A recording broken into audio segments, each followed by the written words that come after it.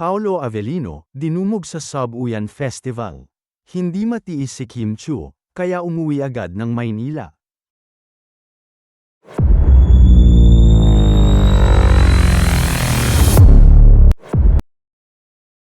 Patok na patok si Paolo Avellino sa Pola, Oriental Mindoro, ha?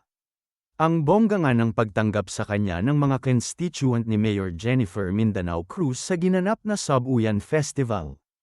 Paglabas pa lang ni Paolo sa entablado ay super lakas na ng palakpakan, sigawan, ha? Kaya naman ginanahan talaga ng husto si Paolo na mag-perform. Yes, nagmistulang concert artist talaga si Paolo, na binanatan agad ang kantang Ligaya, na sinundan agad ng kantang Alapaap, ng Eraserheads. At maririnig mo talaga, na halos magwala na ang mga tao, na sigaw ng pangalan ni Paolo. Yun nga lang, medyo mahina raw ang mikropono, at may mga natatapakan din na malapit sa stage. Parang ang politiko si Paolo na nangangampanya dahil sa malalakas na sigaw ng mga tao ng pangalan niya. At syempre, maswerte rin ang mga nasa unahan ng stage dahil todo kamay sa kanila si Paolo. Okay pa ba kayo? Mukhang namamatay ang mic dahil sa mainit na pagtanggap niyo sa akin. Maraming salamat, sabi ni Paolo. Aliw rin ang reaksyon ng mga tata Pola kay Paolo, ha? Ang fresh ni Paolo. Ang daming tao, grabe. Dapat kasi wag masyadong malapit sa stage, natapakan tuloy ang wire. Natigil tuloy ang kanta ni Paolo. Nakakatuwa naman, love na love si Paolo ng mga taga-Pola. At syempre, tuloy pa rin ang pagkanta, kahit may mga konting aberya. Ready na ba kayo? I'm sure alam na alam niyo ang kantang ito, sabi ni Paolo. Pero, ganun pa rin, hindi pa rin siya nakakanta agad, dahil hindi pa rin naayos ang audio, mikropono. Maririnig din ang mga boses na nagbibigay ng instruction na sana ay umatras ang mga tao sa stage, dahil mauulit lang ang pagkakatapak sa mga wire, at mawawala pa rin ang mic. Umakyat na rin sa stage si Mayor Jennifer para personal na tingnan ang problema. Mas malakas ang hiyawa ng mga tao kesa sa mic. The show must go on kay Paolo. Enjoy naman ang mga tao kahit hindi kumakanta si Paolo.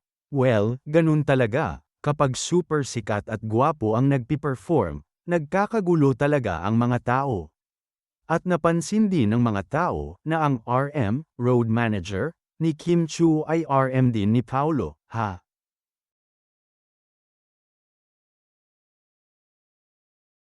Samantala, natutokso ngayon si Paolo Avellino matapos ang kanyang performance sa Pola, Oriental Mindoro. Matapos ang pagtatanghal nito kagabi, agad daw na bumalik ito sa Manila ngayong araw. Hindi man lang ito nag-extend para ma-check at ma-experience ang ibang mga white beach sa nasabing lugar. Mababasa sa comment ng Kim Polandia sa ilang mga video at photo ni Paolo, maging sa mga fandom group chat, sinasabi ng mga fani na hindi matiis ng aktor na hindi makita ng matagal si Kim Chiu.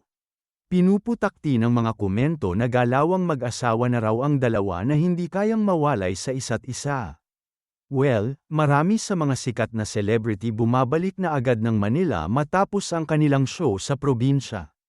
Pero hindi ito nakikita ng mga fani na nagdelulu sa pagiging in love raw sa isa't isa ng Kim Pao. Samantala, sikat na sikat si Kimi sa mismong show ni Paolo. Marami sa audience ang isinisigaw ang pangalan ni Kim kay Paolo.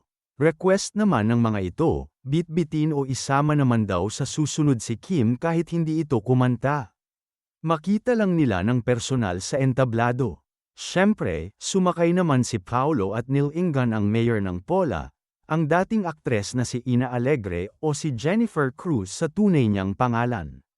Ipinapahiwatig nitong nasa desisyon ni Mayor Cruz kung gusto nitong magsama sila ni Kim sa isang show sa munisipalidad. Nangangahulugan ito ng talent fee ni Kim pag nag-show ito o personal appearance sa event.